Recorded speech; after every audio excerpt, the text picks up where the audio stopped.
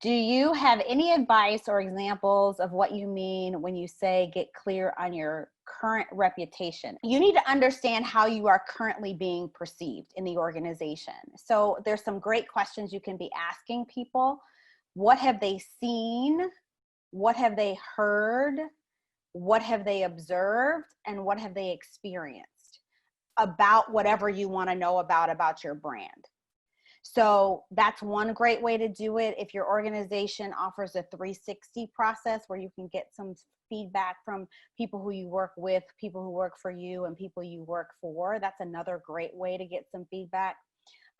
You can always, if you go to any kind of personal development workshop and come back from that workshop, they'll often say, go ask people these kinds of questions like the ones I just asked you. So you could always say, I just got back from the Business Leadership Center seminar and they told me to ask these questions about me and my performance, right? So those are some of the places that you can easily get some perspective about your reputation, especially if you ask the question, what have people heard about you?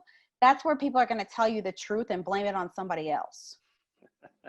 So it's always important that you ask that question, because people will be more apt to tell you the bad things that they think if they can attribute them to someone other than themselves.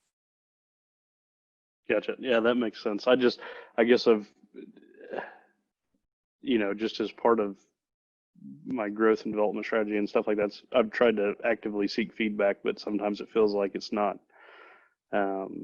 always candid.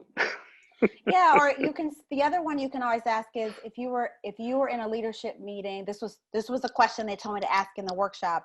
If you were in a leadership meeting that was about putting somebody in a job, what would be the 3 things that you say I did well, and the 3 things that you said I would need to improve on? Right? That's a very specific question. And if people say, well, I would say that you're smart, that you're easy to work with, and that you're fun, right? Then you're like, okay, I appreciate that. And from a performance perspective, what would you say, right? So don't let people off the hook if they're asking things that aren't leadership competency based or technically competency based.